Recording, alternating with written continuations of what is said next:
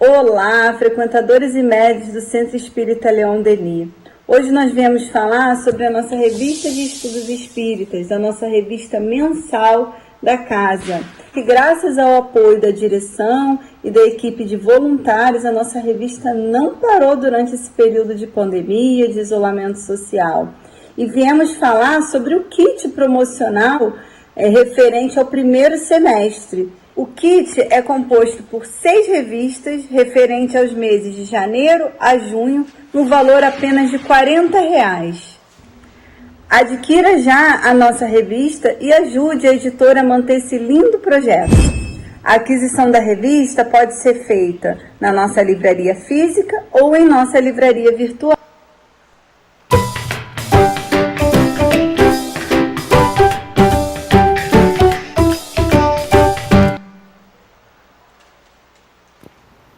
Oi, gente! Hoje eu vim fazer um convite a vocês para participar do curso Code Jovem do Centro Espírita Leon Denis. Ele é um curso de 6 módulos, cada módulo é um livro. O primeiro é o que é o Espiritismo e a História do Espiritismo. O segundo, Livro dos Espíritos. O terceiro, o Evangelho. O quarto, Livro dos Médiuns. O quinto, Céu e Inferno. E o sexto, a Gênese. E ele é um curso voltado para os jovens de 13 a 18 anos. Então, se você quer saber, se você tem essa idade, você quer saber um pouco mais sobre a doutrina espírita, você pode se inscrever.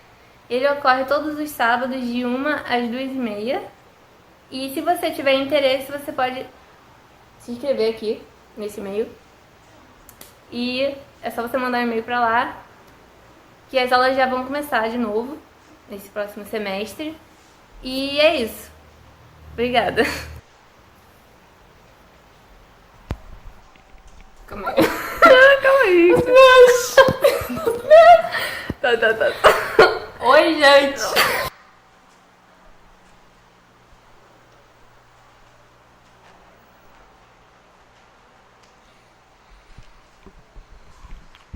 Bom dia a todos. Que a paz do nosso Mestre Jesus nos abençoe. Estamos dando início a mais um estudo, como é de costume aos sábados, os estudos do Livro dos Espíritos. Que Deus nos abençoe, para que essa manhã possamos ter uma informação, um tema que possa nos chamar a atenção, de forma a tocar nossos corações.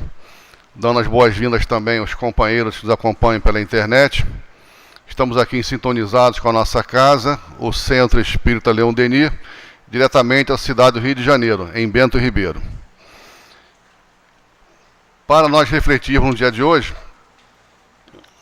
a lição, o tema que será comentado pela companheira Aparecida Cruz, será do Livro dos Espíritos, a questão 898 até a 906, que está lá na terceira parte, capítulo 12, da perfeição moral. Vamos primeiramente ler a mensagem que servirá de sustentação para o trabalho desta manhã. Que todos tenham a mensagem em mãos, não é isso? Ela foi extraída do livro O Espírito de Verdade, pela editora FEB, psicografia de Francisco Cândido Xavier. E quem nos fala é Emmanuel, que tem como título Benefício Oculto.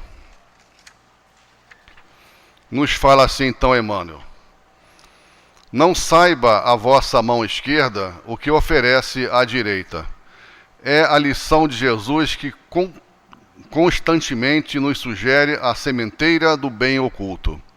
Entretanto, é preciso lembrar que sem nem só de pão vive o homem, não se alimenta a virtude tão somente de recursos materiais. Acima do benefício que se esconde para ser mais seguro no campo físico, de modo a que se não ficam corpos doentes e bocas famintas pelos acúlios da ostentação, prevalece o amparo mudo às necessidades do sentimento na esfera do espírito, a fim de que os tóxicos da maldade e desastres do escândalo não arrasem experiências preciosas com o fogo da imprevidência. Se perceberes no companheiro as escamas do orgulho ou da rebeldia, envolve-o no clima da humildade, socorrendo-lhe a sede e manifesta de auxílio.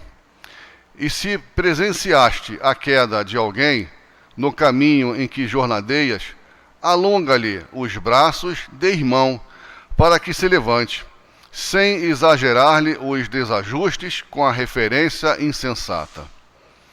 Se um amigo aparece errado aos teus olhos, cala o verbo contundente da crítica, ajudando-o com a bênção da prece. E se o próximo surge desorientado e infeliz em teus passos, oferta-lhe o favor do silêncio, para que se reequilibre e restaure. Não vale encarecer cicatrizes e imperfeições, a pretexto de apagá-las no corpo das horas, porquanto leve chaga, tratada com desamor, é sempre ferida a tornar-se crônica com o tempo. Distribui, desse modo, a beneficência do agasalho e do pão, evitando humilhar quem te recolhe os gestos de providência e carinho. Contudo, não ouvides estender a caridade do pensamento e da língua, para que o bálsamo do perdão anule o veneno do ódio e para que a força do esquecimento extinga as sombras de todo o mal.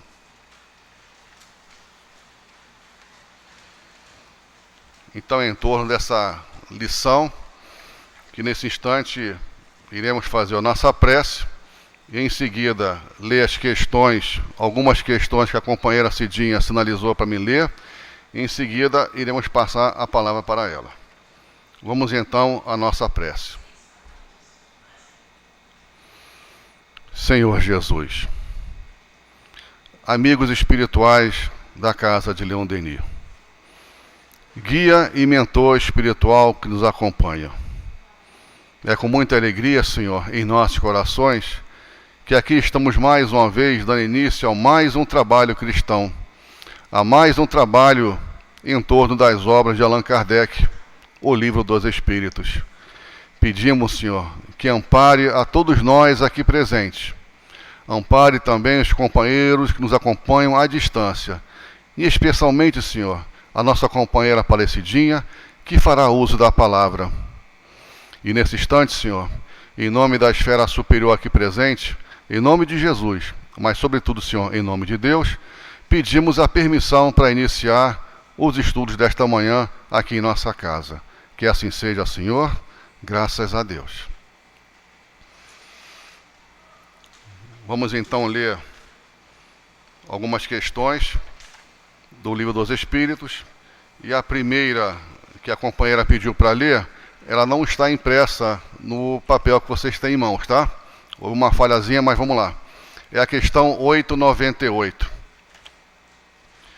Já que a vida corpórea é apenas uma estada temporária neste mundo e que nosso futuro deve ser nossa principal preocupação, será útil esforçar-se para adquirir conhecimentos científicos que só digam respeito às coisas e às necessidades materiais?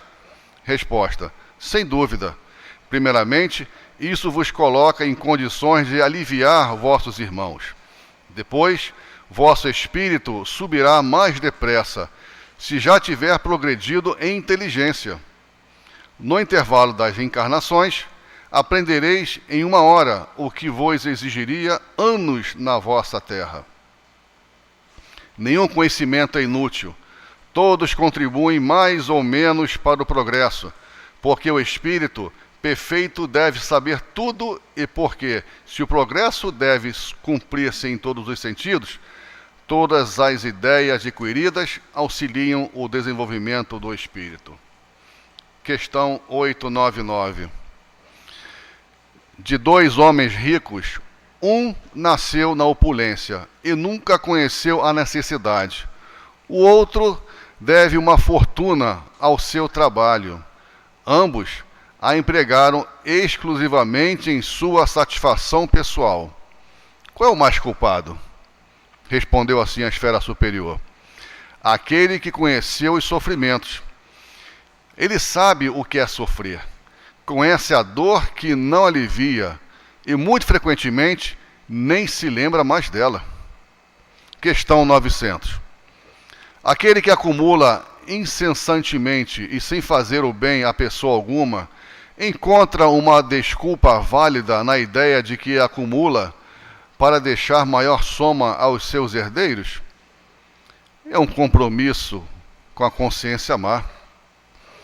Questão 901. De dois avarentos, o primeiro se priva do necessário e morre à míngua sobre seu tesouro. O segundo só é avarento para com os outros. É pródigo para consigo mesmo. Enquanto recua diante do mais leve sacrifício para prestar um serviço ou fazer algo útil, nada é bastante para satisfazer seus gostos e suas paixões. Caso se peça a ele uma ajuda, está sempre impossibilitado. Se quer realizar uma fantasia, tem sempre o bastante. Qual o mais culpado e qual deles terá o pior lugar no mundo dos espíritos? O que goza. Ele é mais egoísta do que o avarento. O outro já encontrou uma parte de sua punição. Questão 903. Somos culpados por estudar os defeitos dos outros? Resposta. Se for para criticá-los e divulgá-los, bem grande é a culpa, porque isto é faltar com a caridade. Se for para tirar daí um proveito pessoal e evitá-los para si mesmo, algumas vezes, pode ser útil. Mas é preciso não esquecer que a indulgência para com os defeitos dos outros é uma das virtudes contidas na caridade. Antes de censurar-lhes as imperfeições, vede se não podem dizer de vós a mesma coisa. Questão 904. Seremos culpados por sondar as chagas da sociedade e desvendá-las? Resposta. Isto depende do sentimento que o leva a fazê-lo. Se o escritor só tem como objetivo produzir escândalo, é um gozo pessoal que ele se proporciona, apresentando quadros que são, frequentemente, antes o mal do que um bom exemplo. O espírito aprecia isso, mas pode ser punido por essa espécie de prazer que encontra em revelar o mal. Então, nesse instante, iremos passar a palavra para a companheira Aparecida da Cruz, pedindo aos guias espirituais que ampare e sustente, de forma que a palavra amiga possa tocar o coração de todos nós. Bom trabalho, minha irmã. Deus te abençoe.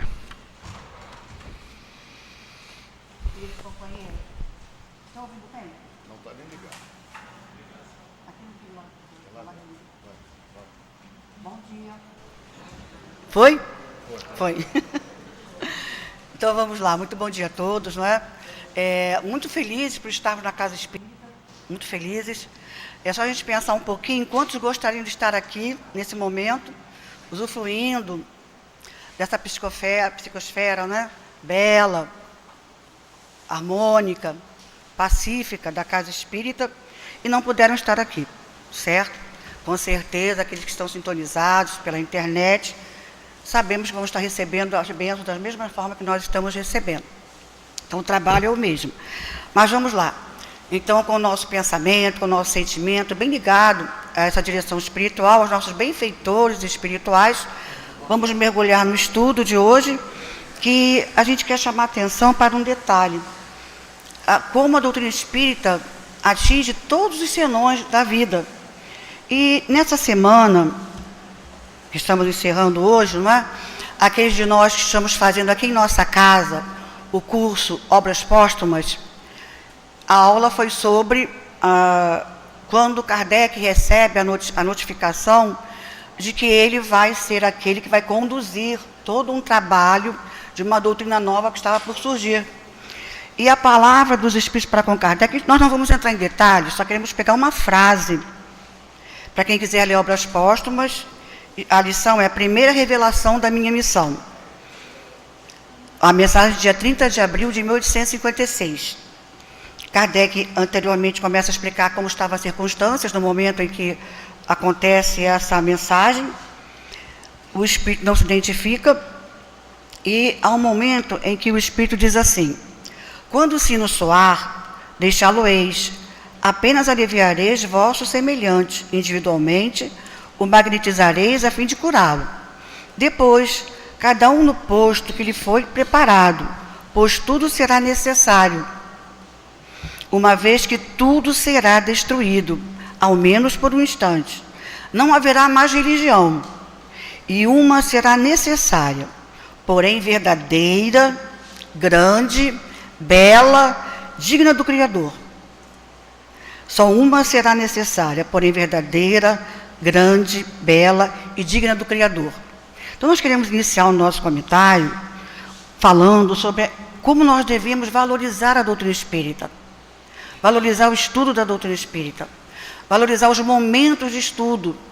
Nós precisamos ir a pouco e pouco nos afastando daquele pensamento que a casa espírita é sim um ponto de socorro? Com certeza. Gostamos de receber os passos? Com certeza. Mas o que cura a nossa alma é o estudo. O que cura a nossa alma é o esclarecimento. Não é o saber o porquê de tudo que nos acontece. O saber de porquê de tudo que existe no universo. Então essa religião grande, bela, digna do Criador. E às vezes, nós vamos aqui falar com o melhor dos nossos sentimentos. Dói o nosso coração, ouvimos corações queridos que estão já ligados à casa, já estão fazendo os cursos, e às vezes dizem assim: ah, mas é tudo a mesma coisa. É tudo a mesma coisa. A gente recomenda a leitura da lição Doutrina Espírita, do livro Religião dos Espíritos.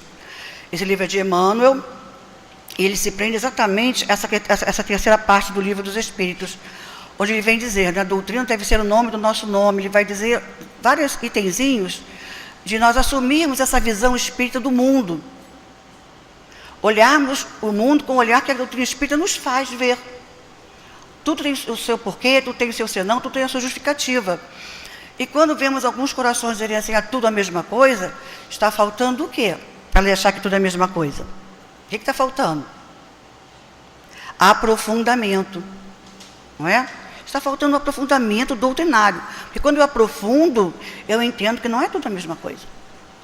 Emmanuel vem dizendo para nós no livro Caminho, Verdade e Vida, e também no livro Evolução em Dois Mundos, do nosso querido André Luiz, todos os dois livros através da amorosa mediunidade de Chico, Franciscano Xavier, eles vêm dizendo assim: outros vieram à Terra, antes de Jesus, outros vieram à Terra e trouxeram meias verdades. Meias verdades. Se nós analisarmos, mesmo dentro do cristianismo, depois que Jesus veio, quantas correntes surgiram depois do cristianismo? Quantas correntes de ideias? Não é mesmo? E nas seitas orientais, com todo respeito, nós devemos a esses corações, sabemos que assim o é, ficou faltando alguma coisa.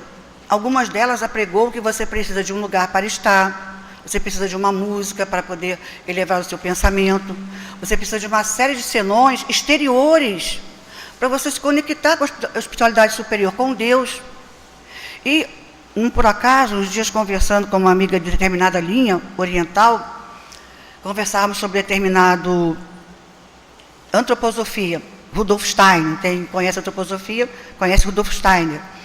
E ele tem lá na sua frase, tem lá no um dos seus livros, dizendo assim, não é? O delírio dos espíritas. E eu fiz questão de mergulhar. O que ele quis dizer com o delírio dos espíritas? E a companheira que melhor entende do que nós nos dizia é que algumas filosofias orientais entendem que não se deve conversar com os mortos, deixa os mortos quietos. E a doutrina trouxe essa beleza que é uma reunião mediúnica. O diálogo com aqueles que já foram, não é? A nos trazer como eles estão passando, qual é a consequência dos seus atos após a morte. Vocês podem nos dizer assim, mas tem o céu e o inferno. Mas estamos citando que em algumas filosofias, algumas seitas orientais não admitem a comunicação com os mortos têm que ficar quietos. Só os grandes mestres é que podem conversar com os mortos. E a riqueza que é, quando nós estudamos lá a influência dos espíritos, no livro dos espíritos, no mundo corporal, nos nossos pensamentos, eles interagem conosco o tempo todo, conosco. E aquela velha, a célebre questão 459, influenciem vossos pensamentos e atos muito mais do que nós imaginamos. De ordinário são eles que nos dirigem. Então vejamos bem, quando a doutrina espírita vem, ela vem com toda a verdade que é cabível ao nosso grau evolutivo. E há vários trechos, introdução do livro dos Espíritos, na própria revista Espírita, no próprio livro dos Médicos, Kardec fala para todos nós. Ela veio de modo a que não houvesse dúvida, não houvessem dúvidas, para que estudando a doutrina espírita não tivesse dúvida, e que da doutrina como um todo, o corpo da doutrina, não saíssem outras ideologias, dividindo, seccionando a doutrina, certo? Ela veio pura. E as questões que vamos trabalhar hoje, tudo tem a ver com esses detalhes do dia a dia, que nós vamos estudar hoje. Então, o livro dos Espíritos traz 1018 questões, não é isso, para todos nós, para que nós saiamos, né, do estudo doutrinário, e não é só o livro dos Espíritos, precisamos aprofundar no estudo doutrinário, para entender as filigranas, meandros da nossa vida conosco mesmo, da nossa vida com Deus, da nossa vida com o próximo, para que não haja mais enganos, como era o grande sonho de Kardec. Então, nós vamos começar pela 898, que é a primeira. Se fosse possível, se você puder acompanhar a leitura no texto, para a gente até ir fazendo exercício, né? Já que a vida corpórea é apenas uma estada temporária neste mundo, e que o nosso futuro deve ser a nossa principal preocupação, será útil esforçar-se para adquirir conhecimentos científicos que só digam respeito às coisas e às necessidades materiais? Então vejamos bem, o espírito só tem que preocupar com leitura religiosa? E aí? Vamos lembrar o livro dos Médiuns, que Kardec vai lembrar para todos nós, do espírita esclarecido, a necessidade do espírita ser esclarecido? O próprio estudo da doutrina, conforme nós vamos estudando o livro dos Espíritos, depois entramos lá no livro dos Médiuns, faz com que você busque conhecer as outras ciências. As ciências físicas, as ciências psicológicas, faz com que você naturalmente busque. O nosso patrono, como a nossa querida Luzia Matias, constantemente fala aqui para todos nós, quando lemos as obras de Leon Denis, ele tem muitas notas de rodapé, citando autores de outras ideologias, de outras filosofias, de outras correntes de pensamento, fazendo um paralelo com o conhecimento espírita. Então, o espírita é aquele que vai sempre buscar saber mais.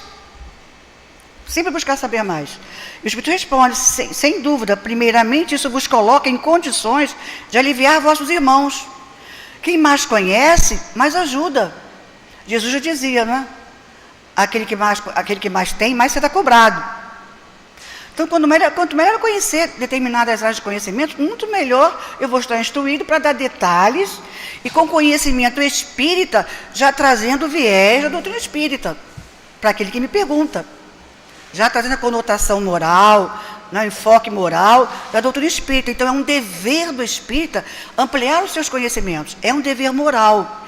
E precisamos tomar cuidado quando fechamos o nosso campo do raciocínio, do saber, e achamos que só devemos ler livros religiosos. Isso já aconteceu com outras ideologias, e o que fez com o mundo? Ficamos presos só a um tipo de leitura, só a um tipo de pensamento, e às vezes até por leis fomos obrigados a isso. Não podia em certos países, em certos locais, entrar certos livros. Vamos lembrar o Auto de Fé de Barcelona, né, na Espanha. Os livros eram queimados. Vimos um depoimento de uma companheira, não vamos citar aqui porque é algo que não tive tempo para pesquisar, mas um país como a Coreia do Norte, onde a censura para o conhecimento é bem rigoroso, certo? Então, há necessidade de buscar o saber. No final, ele vem dizendo assim, nenhum conhecimento é inútil, todos contribuem mais ou menos para o progresso, porque o espírito perfeito deve saber tudo, e porque se o progresso deve cumprir-se em todos os sentidos, todas as ideias adquiridas auxiliam o desenvolvimento do espírito. Então, é um dever do espírita buscar esse conhecimento. Nós vamos trazer aqui duas informações interessantes para a gente perceber essa necessidade de ler mais. Inclusive, nós temos assim, um cuidado para não ficarmos presos a certos autores, a certos médiuns. Precisamos ler de tudo um pouco. É claro que organizando o nosso tempo, não é? Nós assistimos, e até viralizou nas redes sociais, um vídeo da companheira Nete Guimarães. Eu só não tentei buscar nos meus guardados lá, não achei.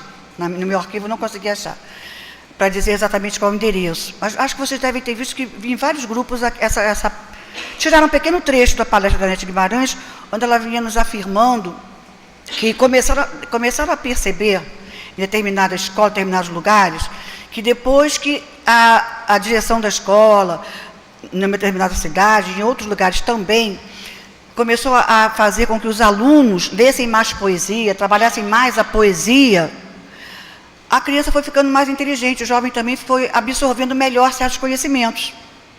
E isso foi assim constatado através de pesquisa. Por que a poesia? Ela nos explicava. O nosso cérebro, ela é neurologista, né, psiquiatra, neurologista, ela explicava para todos nós. Isso não é uma conclusão dela, não, é conclusão de pesquisas, tá bom? Poesia. Poesia é uma leitura que você faz direta, com rimas, e as rimas faz com que você lendo parece uma música, não é isso? Então, o nosso cérebro, ou ele lê o texto direto, ou ele entende a música, ou ele percebe a música. Quando você lê constantemente e lê alto, alto que eu falo é ler normalmente, não é ler alto, ler. Quando você lê na sua voz normal uma poesia, o cérebro fica querendo descobrir, é leitura de texto ou é música. Então, o cérebro abre um novo caminho para entender a leitura da poesia. Olhem só, amplia a percepção do cérebro. Da importância de cada vez saber mais. E também sugerimos a leitura no livro Ceareiros de Volta, a página intitulada A Conclusão da Pesquisa, de Inácio Bittencourt. Inácio Bittencourt ele vai falando que houve da espiritualidade uma preocupação de por que a doutrina espírita avançava mais, com mais velocidade, aqui no Brasil mesmo. E os próprios espíritos resolveram fazer uma pesquisa, os espíritos fazem uma pesquisa. E no último parágrafo ele vem dizendo, qual era o problema? O espírita não está lendo o suficiente, não está estudando o suficiente. Ele lê muito bem o Evangelho. Nós fazemos parte do grupo Espírita de Divulgação Externa Leopoldo Machado, conhecido Gedelme, não é? E nós constatamos isso, não é mesmo? Nós vamos pelas casas aí fora, estou vendo aqui umas 5 pessoas que participam do Gedelme, e muitas casas ficam presas ao Evangelho, raramente do Livro dos Espíritos. Dizem que o Livro dos Espíritos é muito difícil. Daí a nossa casa oferecer cursos a mãos cheias, encontros a mãos cheias. Eu faço questão de citar o Congresso Espírita.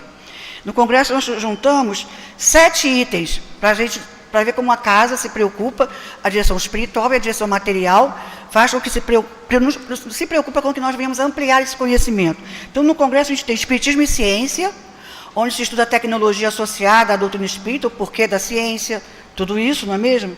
Espiritismo e Meio Ambiente, Espiritismo na Arte, Mulheres Espíritas, Espiritismo e Ufologia, Grupo de Valorização da Vida, Vida e Obras de Olinda Amorim. Eu acho que eu citei todos, né? Acho que eu citei todos.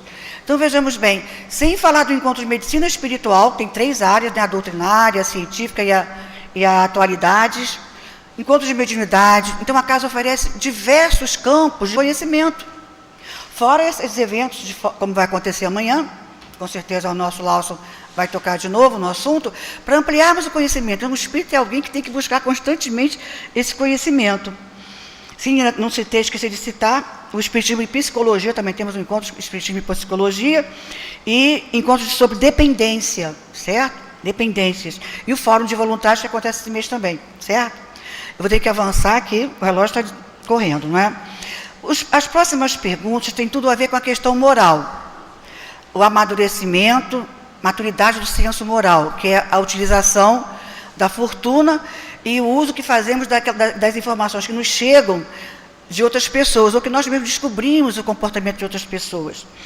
E para nós entrarmos nessas questões, a gente também quer citar aqui o Evangelho, no capítulo 17, o item dos bons espíritas, quando é um texto do próprio Kardec, ele vem dizendo para a gente assim, um momento, não é? Ele está colocando por que algumas pessoas têm dificuldade de entender a doutrina, ele vem dizendo um momento assim para a gente. Seria então necessária uma inteligência fora do comum para compreender a doutrina espírita? Não, pois vêm-se homens de uma capacidade notória, intelectuais de capacidade notória, que não a compreendem, enquanto que inteligências vulgares, de jovens mesmos, apenas saídos da adolescência, apreendem com uma admirável justeza os seus detalhes mais delicados. E isso ocorre porque a parte, de alguma forma, material da ciência só requer olhos de ver, enquanto que a parte essencial necessita de um certo grau de sensibilidade, que se pode chamar de maturidade do senso moral, que independe da idade e do grau de instrução. Então, vejamos bem, maturidade do senso moral. Maturidade do senso moral, que independe da idade, de onde nasceu, né, da cultura, da etnia, independe. Traz de outras vidas, foram conquistas que o Espírito foi fazendo nas diversas encarnações, e traz essa maturidade com relação a si mesmo, ao próximo e a Deus. Então, baseado nessa maturidade do senso moral, vamos entrar nas próximas questões. Ele vai perguntar se dois ricos que nascem, um na opulência, ou seja, já nasceu rico, certo?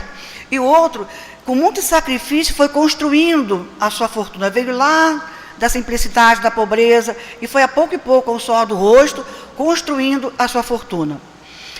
Desses dois, ambos a empregam exclusivamente na sua satisfação pessoal. Ambos vão utilizar só para os seus gozos, né, pessoais. Qual dos dois é mais culpado? Aí os espíritos respondem: aquele que conheceu os sofrimentos, o que veio construindo a sua fortuna desde lá das suas necessidades materiais. Por quê? Porque ele, né, conheceu a dor. Ele sabe o que é passar por necessidades materiais. Então, se ele sabe, como ele vai deixar que o outro passe? Maturidade do senso moral. O Espírito no final diz assim, não é? Frequentemente nem se lembram que passaram pela pobreza. E alguns há que ficam até mais orgulhosos, não é? Mais prepotentes, mas aqueles dos quais houve essa maturidade de senso moral, dificilmente não vai deixar de se preocupar em estar atendendo às necessidades das criaturas, atendendo às necessidades do próximo. Indo mais adiante, aquele que acumula incessantemente sem fazer o bem a pessoa alguma. Encontra uma desculpa válida na ideia de que acumula para deixar para os seus herdeiros? Os espíritos respondem: é um compromisso com a consciência má. Então, uma pessoa que acumula, é um compromisso com a consciência má. Por quê? Total falta de sensibilidade, tanto para com aqueles seus funcionários, aqueles que dele dependem de uma certa forma, estão trabalhando consigo. E vamos lembrar que essas questões sociais, né, com relação a patrão, empregado,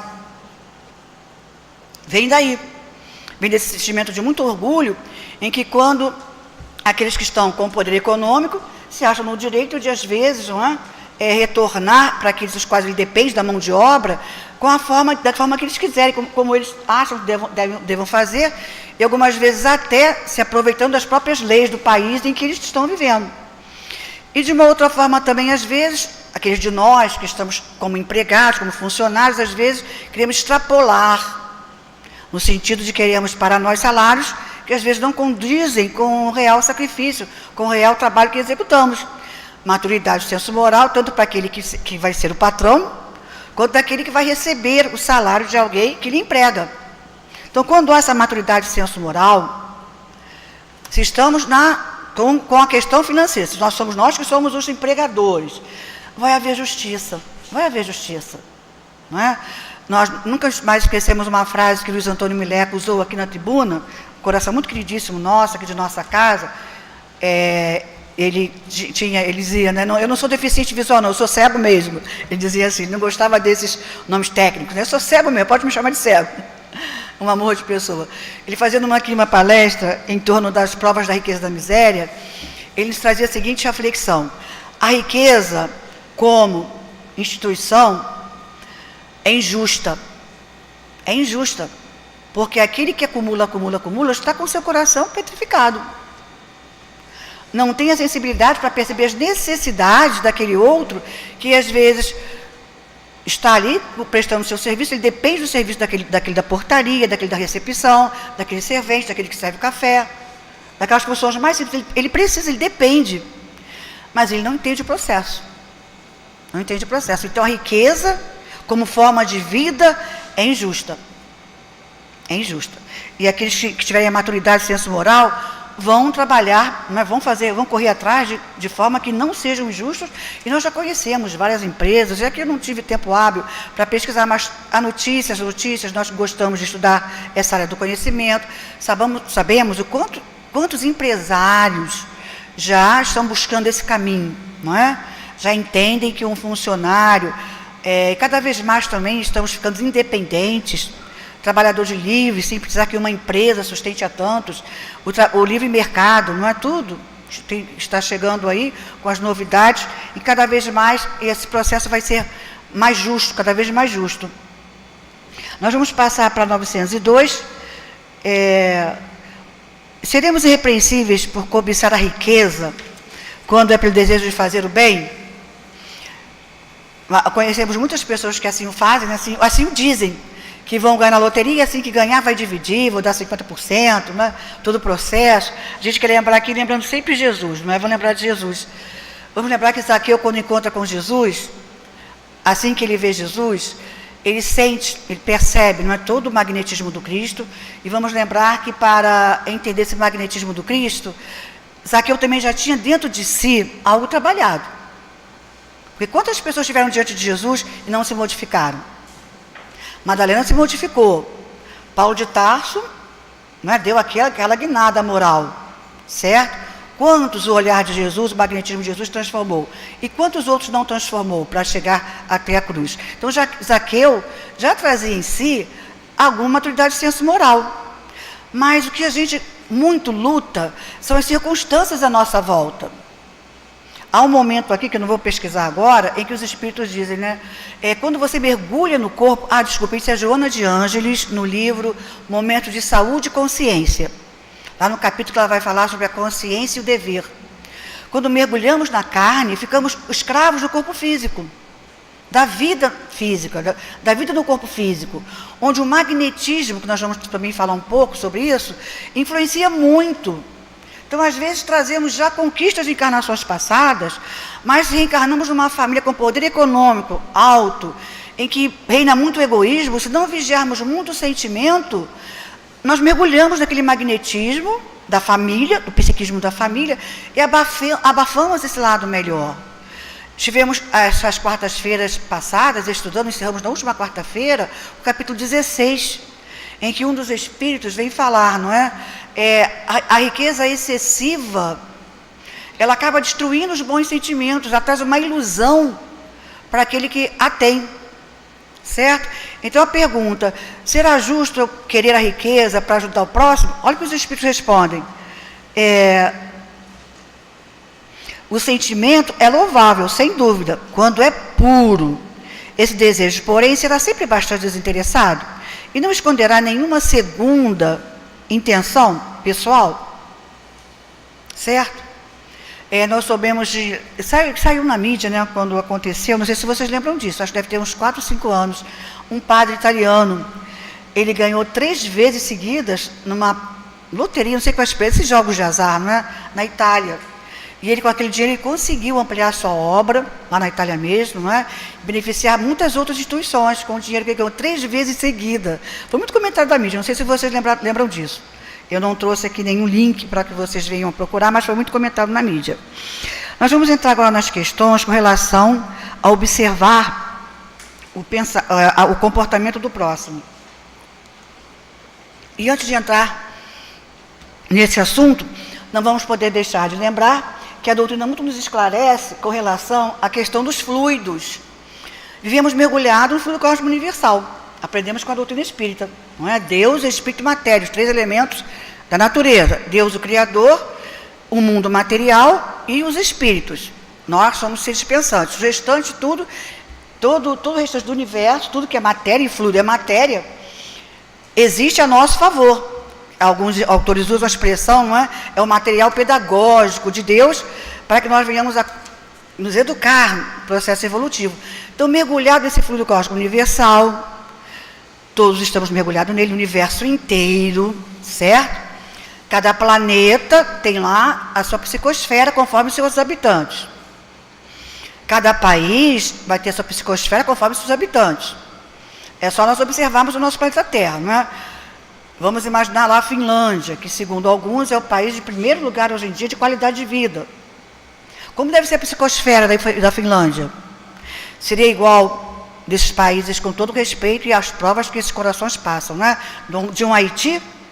Com certeza não. A psicosfera, quando você, para quem tiver um pouco mais de sensibilidade, pega um avião, vai para a Finlândia, pega um avião, vai para o Haiti. A sensação vai ser diferente. Porque os moradores, os habitantes desses países, criam a psicosfera específica desses lugares. Por que sentimos tanto falta da casa espírita? Por que sentimos tanta falta?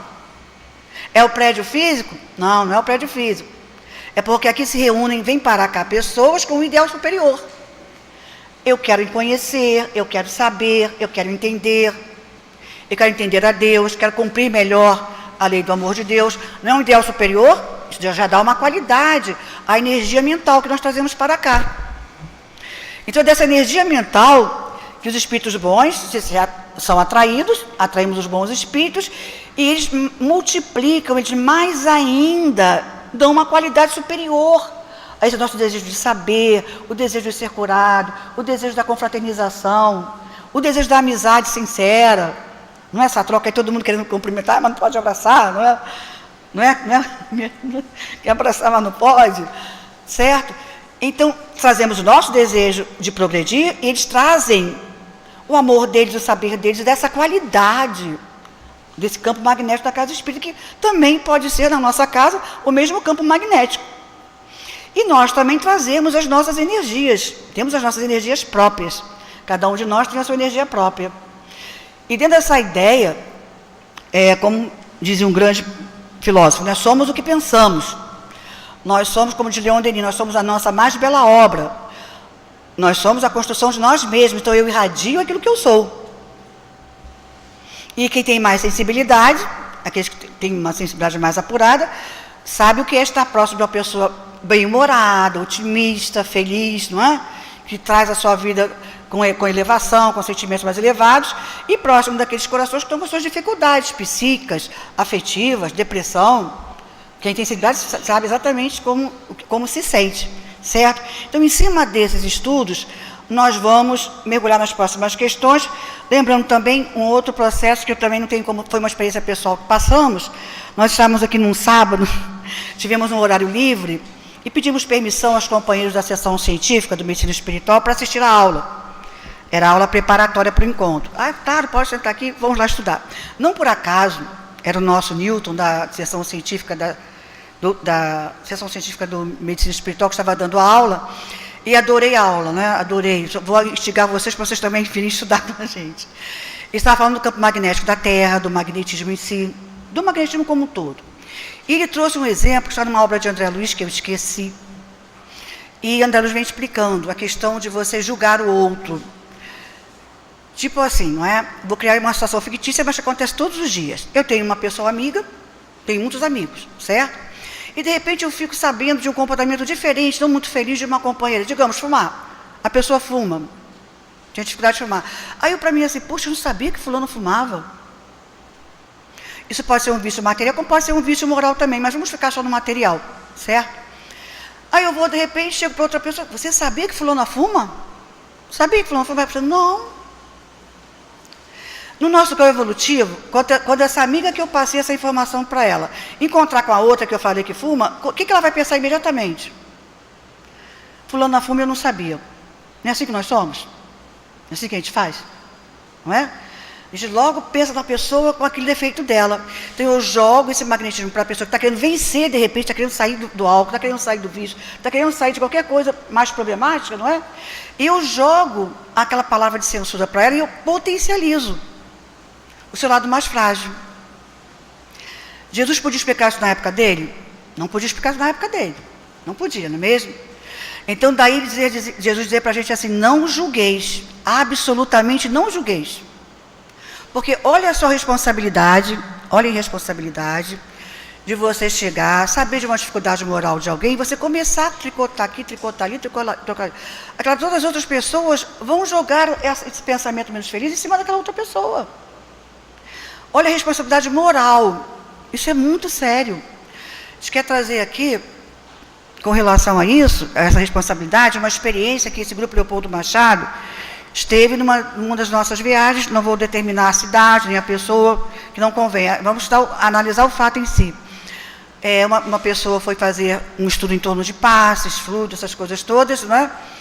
E se fez uma pergunta em torno, e se uma pessoa que, de repente, durante o dia, esqueceu que tinha reunião mediúnica, e ela acabou ingerindo uma coisa durante o almoço, se ela não podia mais ir reunião, se ela não devia reunião mediúnica, se ela devia se isolar, ela esqueceu. Aí a pessoa disse assim, olha, esquecer é meio problemático, né? Porque quem está ligado no trabalho não esquece. É um problema, né? Quem está sintonizado com os guias não vai esquecer. Não vai esquecer mesmo, que quando há uma sintonia, não vai esquecer mesmo. O próprio mentor vai dizer assim, olha aí, você tem certeza que você quer fazer isso? O próprio guia dá uma sinalização para a gente, né? Quem trabalha mediunicamente sabe disso. E a pessoa respondeu assim, olha, não deixa de ir, vai assim mesmo, né? E os espíritos sabem como vão lá organizar o seu trabalho. Os espíritos vão intuir o diretor para te dizer se vai, se não vai, você conversa, fala, seja sincero com o seu diretor, olha, aconteceu isso, o que eu vou fazer? Preste atenção do seu diretor da coordenação da casa, para que você não fuja também a orientação da direção da casa. E a pessoa soube que houve assim, um tititi muito grande no intervalo para o próximo estudo. E alguém chegou até e disse, olha, você vai ter que na próxima, quando começar o estudo, você vai ter que ajeitar um pouquinho isso aí, que as pessoas estão bem inseguras com relação ao que você colocou. E o companheiro chegou e colocou assim, olha, quando retornou, né? Vamos lá, a gente fica um pouco assim, indeciso, fica inseguro com relação a pessoa esquecer.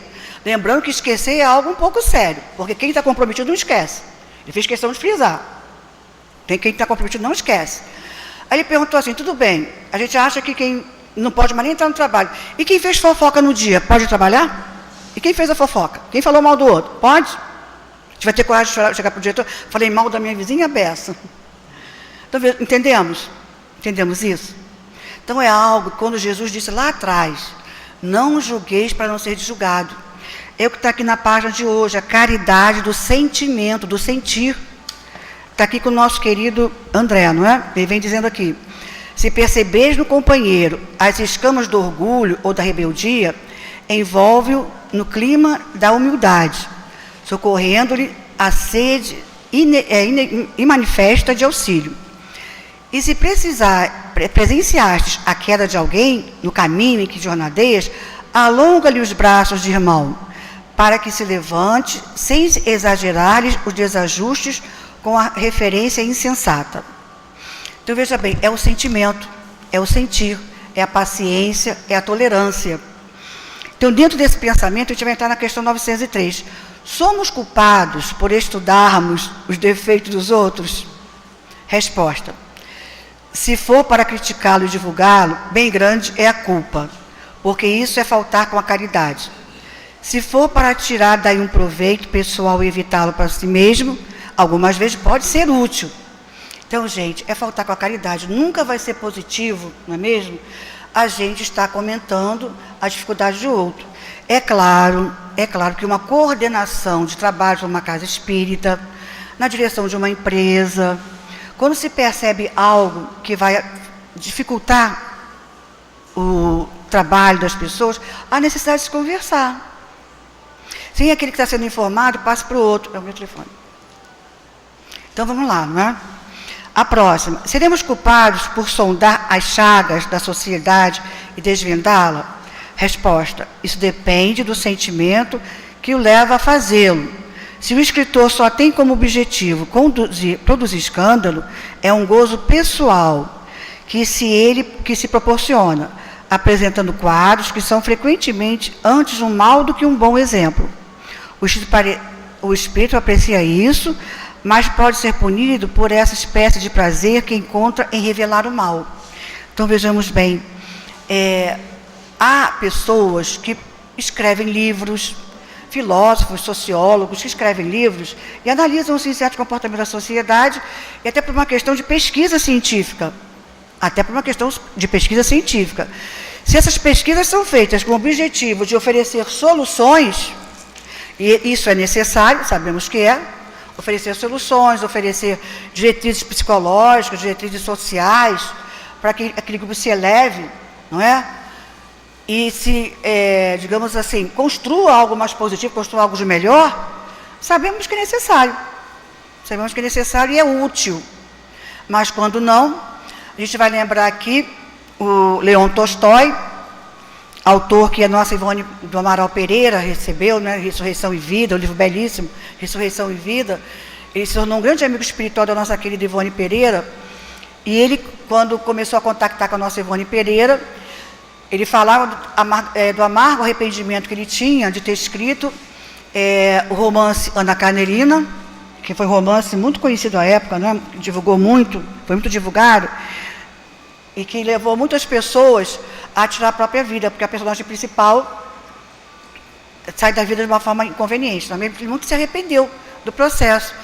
Então, nós mesmos precisamos ter cuidado também com as nossas leituras, com o que estamos lendo, e mesmo que sejamos obrigados pela vida profissional, às vezes a vida profissional faz você precisar fazer certas leituras que às vezes você vai ter um pouco de dificuldade, dado assim o seu hábito de ler livros espíritas, livros de alta envergadura, de pensamentos.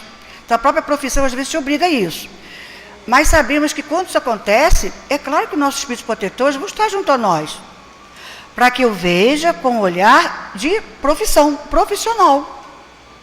Então, se eu ler com um olhar profissional, se eu ler o livro com um olhar de um conhecimento maior sobre os comportamentos culturais, seja o que for, isso não vai me afetar tanto. Não vai trazer tanta dificuldade para o meu modo de ser e agir. A sua pergunta A. Como nesse caso, julgar da pureza das intenções e da sinceridade do escritor? Resposta dos espíritos: isso nem sempre é útil. Se ele escreve coisas boas, aproveitai-as. Se produz coisas ruins, é uma questão de consciência que diz respeito a ele próprio.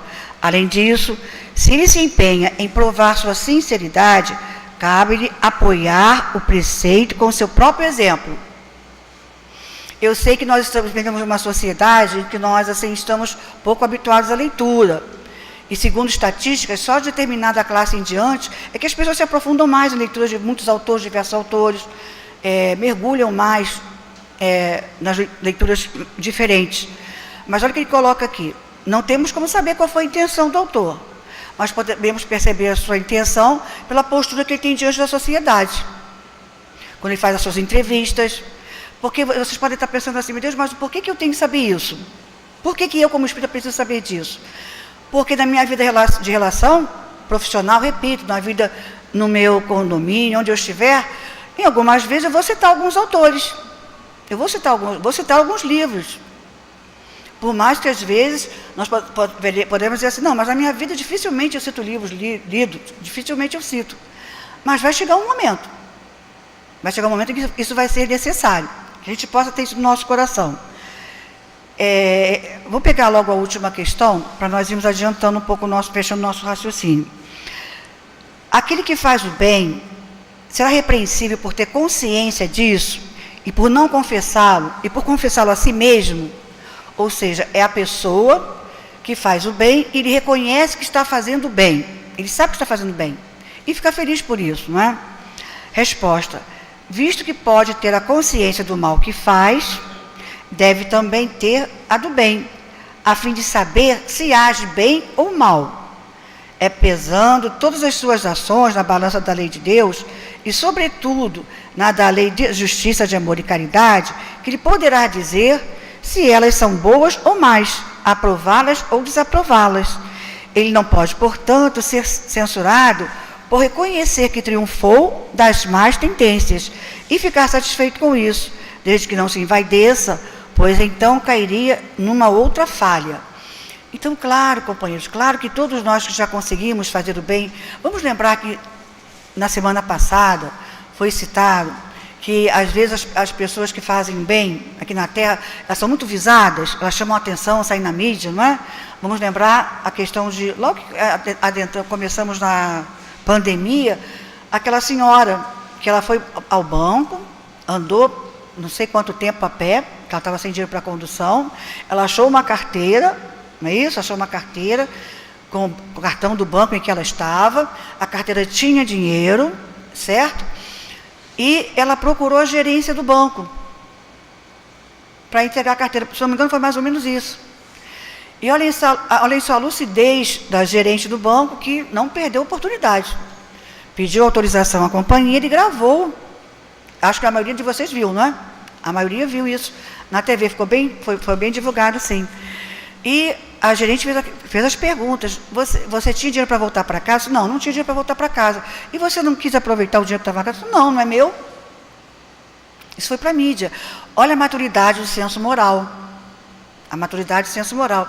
Isso vai para a mídia. Então, vejamos bem, no nosso mundo, fazer o bem assim tão ostensiva, com esse sentimento, vai para a mídia porque não é o habitual. Mas nós sabemos que muitos corações já estão fazendo esse bem, já estão trabalhando esse bem, certo? Muito discretamente, muito discretamente. Nós vamos citar aqui, não podemos deixar de citar, a nossa companheira Lourdes Souza, que andou um período, obrigado, andou um período em que ela teve o câncer ósseo, não é? E passou por um momento de muitas dores mesmo. E ela não deixou de ir à Malé, a nossa obra social. Nós ficávamos assim bem, não é? A pessoa cuidando assim dela, parecia assim, aquela vizinha bem fragilzinha, né? Todo mundo com muito cuidado com ela, mas ela não deixou de ir à obra social, Ela lá ia, não é? Sentadinha na cadeira de rodas, ela fazia o trabalho de tirar os piolinhos da cabeça das crianças, né? Tirava o piolinho, passava o pente fino, passava lá o remedinho, depois a criança ia, lavava a cabeça, depois ia fazer a higiene pessoal, para depois então ir para a evangelização. E ela criou um vínculo com aquelas crianças tão grande, um vínculo amoroso, né? Porque ela botava a cabecinha das crianças no colo dela, né? E aconchegava, né? Com aquele carinho de vó. E ela criou laços ali na obra social tão intensos. Também trabalhava na colônia de Copaiti, aqui fazia um atendimento fraterno. Um trabalho praticamente silencioso. E também atendia as pessoas da sua casa. Aí ouvimos falar também de nossa companheira numa cidade chamada Araxá, que no momento lá em que o hospital fecha, não é, para que atendesse fogo selvagem, ela resolve levar todos os doentes para sua casa. O marido e o filho resolvem, e dizem que vão sair de casa se ela levasse o pessoal para casa, e ela insiste, vai, leva para casa, o marido e o filho não saíram, continuaram, e ainda ajudaram a ela, certo? A cuidar daquela turma, daquele pessoal que tinha o fogo selvagem. Eu tenho certeza absoluta que muitos de nós já estamos fazendo, com certeza estamos realizando, pequenas doações de nós mesmos. E vamos lembrar que o nosso querido André Luiz está chamando a atenção para a doação do sentimento. Então, é a caridade do sentimento. Essas pessoas que nós estamos aqui, elas deram de si, deram do sentimento. Não tinham recursos financeiros. Doaram do seu tempo e do seu sentimento. Estamos entendendo isso? O nosso companheiro Paulo Ricardo, que alguns de nós conhecemos, ele tem um trabalho aqui em Guadalupe, numa casa intitulada Simão Pedro, e ele atende um determinado número de pessoas, e ele, uma vez conversando com o nosso altivo, vocês estávamos narrando num dia que fizemos um culto nesse mesmo local, e estava narrando, né, falando para o altivo, olha, eu tenho até às vezes recurso financeiro, às vezes não falta tanto recurso financeiro, mas está faltando a mão de obra, está faltando gente para entregar as bolsas, para lidar com a evangelização, está faltando gente. E tem domingos que eles chegam lá e é uma correria, temos que fazer o evangelho, aplicar os passos, para logo atender as pessoas. E ele disse que o nosso altivo disse a ele assim, pois é, tem pessoas que são capazes de dar até R$200. Ah, toma, R$200 na tua mão. Mas são incapazes de velar uma noite num leito de alguém que precisa. Não sabem doar de si. São capazes de doar a questão material. É como se fosse, né, usamos assim a expressão, tirar um pouco o peso da consciência, não é? Mas são incapazes de doar do seu tempo, doar do seu sentimento, do seu suor. E sabemos o quanto muitas instituições, estamos num período que o isolamento social é necessário. Mas cada um de nós estamos ligados a qualquer a ideologia religiosa, sabemos que na nossa casa nós recebemos pessoas católicos, evangélicos, não é? O quanto está faltando mão de obra em instituições, aqui mesmo falta.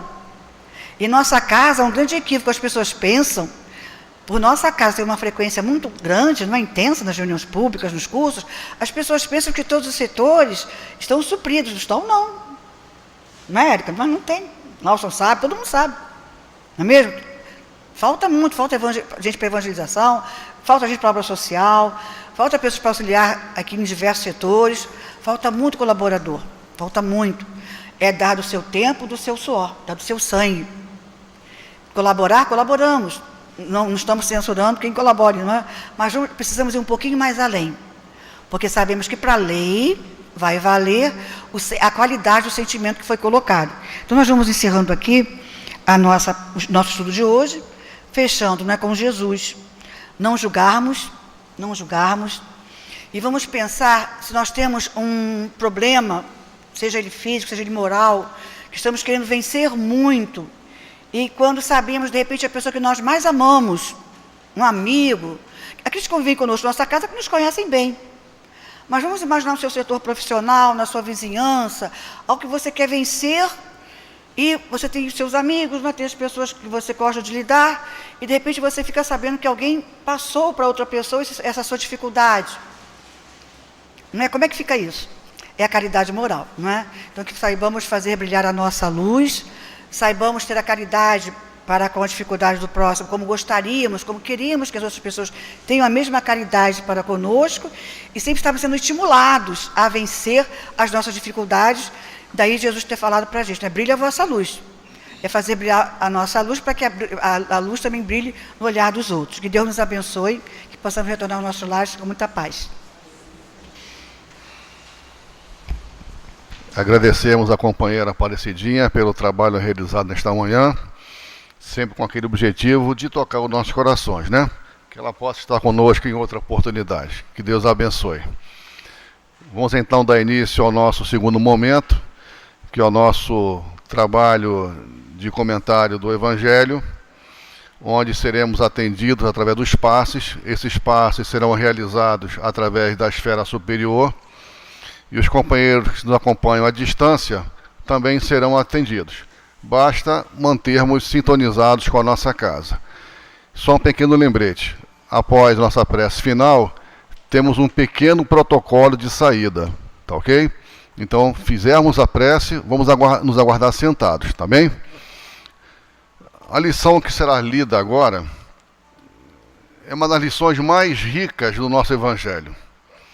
É o capítulo 6, o Cristo Consolador, o item 3 e o item 4, que fala o Consolador Prometido, que nos diz assim, João nos lembrando Jesus. Se me amais, observai os meus mandamentos, e eu rogarei a meu Pai, e ele vos enviará um outro Consolador, para que fique eternamente convosco. O Espírito de verdade que o mundo não pode receber, porque não o vê e porque não o conhece. Vós, porém, o conhecereis, porque ele ficará convosco e estarás em vós. Mas o Consolador, que é o Santo Espírito, que é meu Pai enviará em meu nome, vos ensinará todas as coisas e vos fará recordar tudo o que vos tenho dito. Está lá em João, capítulo 14, versículo 15 a 17 e 26. E assim comenta Allan Kardec. Jesus promete um outro Consolador. É o Espírito de verdade, que o mundo não conhece ainda, porque não está em condições de compreendê-lo, e que o Pai enviará para ensinar todas as coisas, para fazer lembrar que o Cristo falou. Portanto, se o Espírito de verdade deve vir mais tarde a ensinar todas as coisas, é porque o Cristo não as disse todas. Se ele vem fazer lembrar o que o Cristo ensinou, é que suas palavras foram esquecidas ou mal compreendidas. O Espiritismo vem, na época determinada, cumprir a promessa do Cristo. O Espírito de verdade preside ao seu estabelecimento. Ele relembra aos homens a observação da lei, Ele ensina todas as coisas, fazendo compreender o que o Cristo só nos transmitiu por meio de parábolas. O Cristo disse que ouçam os que têm ouvidos para ouvir. E o Espiritismo vem abrir os olhos e ouvir os ouvidos. Abrir os olhos e os ouvidos, pois fala de forma clara e sem alegorias. Ele retira o véu que foi deixado propositadamente sobre certos mistérios. Finalmente, vem trazer uma suprema consolação aos deserdados da terra e a todos aqueles que sofrem, dando uma razão justa e um objetivo útil a todas as dores. O Cristo disse também: bem-aventurados os aflitos, porque serão consolados. Mas como alguém pode se achar feliz por sofrer se não sabe por que está sofrendo? O Espiritismo demonstra que a causa dos sofrimentos está nas existências anteriores e na destinação da Terra, onde o homem resgata os erros do seu passado. Ele mostra o objetivo dos sofrimentos, porquanto eles não são como crises salutares, que trazem a cura e a depuração que assegura a felicidade nas existências futuras. O homem compreende que merece sofrer e acha que o sofrimento é justo. Sabe que ele ajuda o seu adiantamento e aceita-o sem lamentações, como o trabalhador aceita o trabalho que lhe proporciona o seu salário.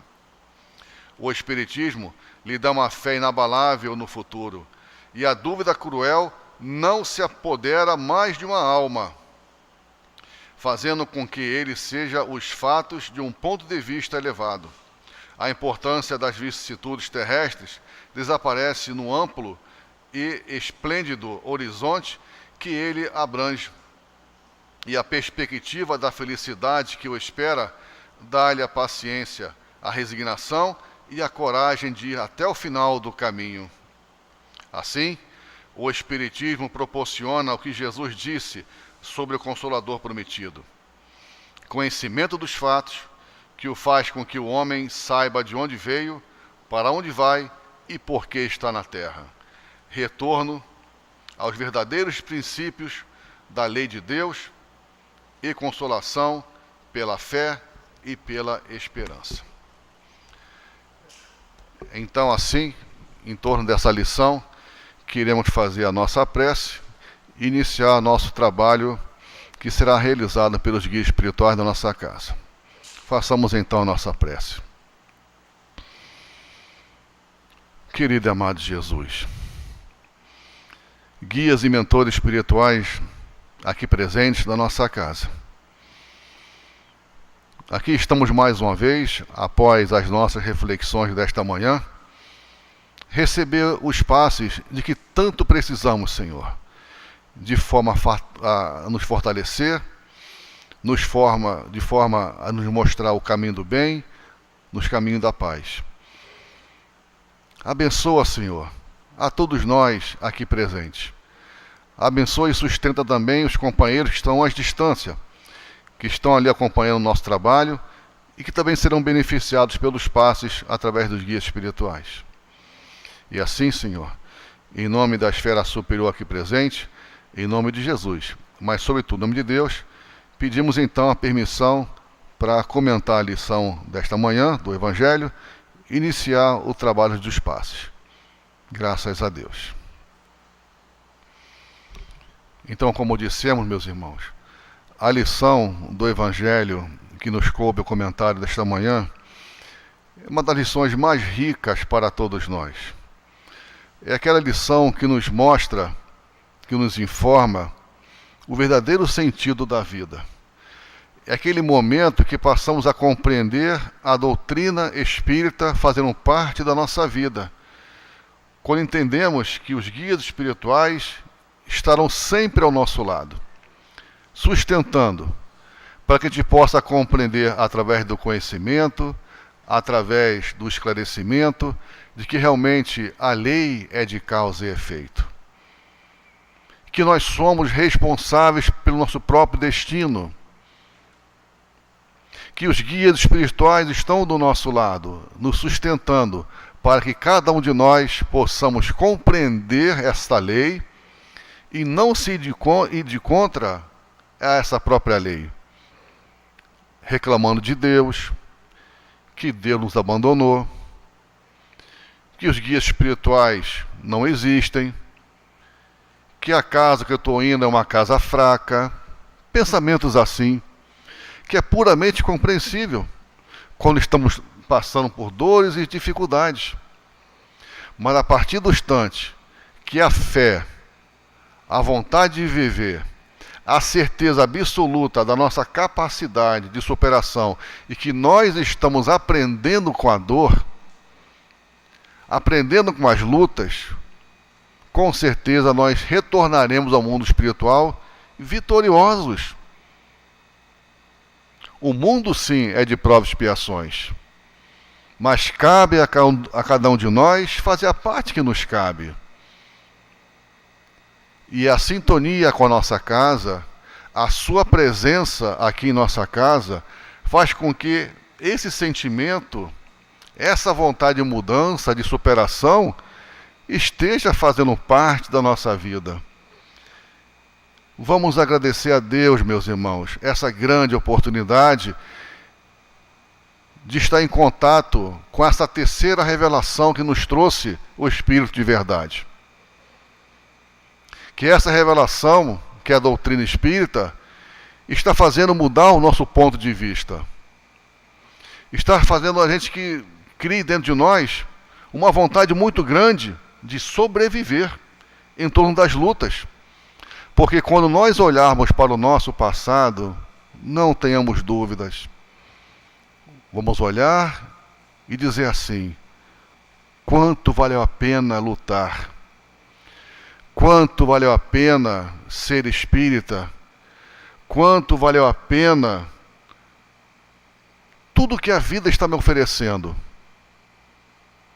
Como a dor, por exemplo. Mas, como muito bem nos fala Leon Denis, a partir do instante que eu compreendo o papel da dor, que é o nosso remédio, meus irmãos, como será bom para todos nós.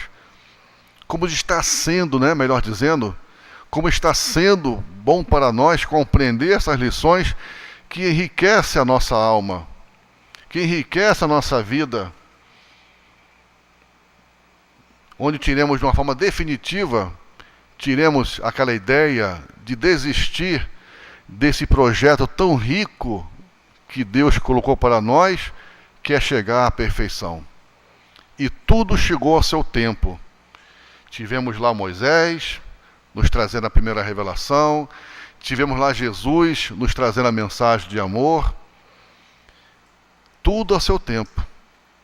E no século XIX, graças a Deus, era o momento de trazer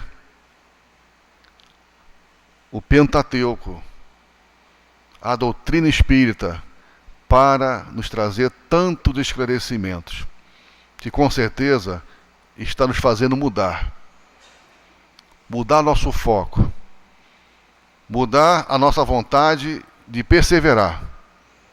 E com a certeza que este amparo dos guias espirituais em torno de nós estarão sempre presentes. E a maior prova de Deus por nós é nós estarmos aqui. Estamos reencarnados, onde Deus nos ama e está nos dando a grande oportunidade de recomeçar uma nova história. Onde esse livro da vida, cada linha que nós estamos escrevendo, hoje podemos ter a certeza que esta linha, que este livro que nós estamos escrevendo, já estão sendo colocadas esforços em nossas vidas. Perseverança, lutas que foram vencidas, lutas também que foram perdidas, mas que nós estamos de pé. Estamos de pé. E que possamos continuar de pé, meus irmãos. Que com certeza irá valer a pena. A partir do instante que nós compreendemos as leis que regem o universo. Que Deus nos abençoe, que Deus nos proteja, que nos mostre sempre o caminho do bem, o caminho da paz e do amor. Graças a Deus. Vamos então fazer a nossa prece de encerramento e agradecer por mais essa oportunidade. Estamos aqui na casa de Leon Denis.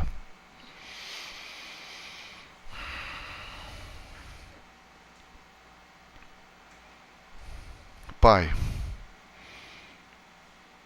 temos tanto a te agradecer, Pai, por mais essa oportunidade que nos envolve nesse momento através dos fluidos positivos que esta casa tão cercada está nos fornecendo,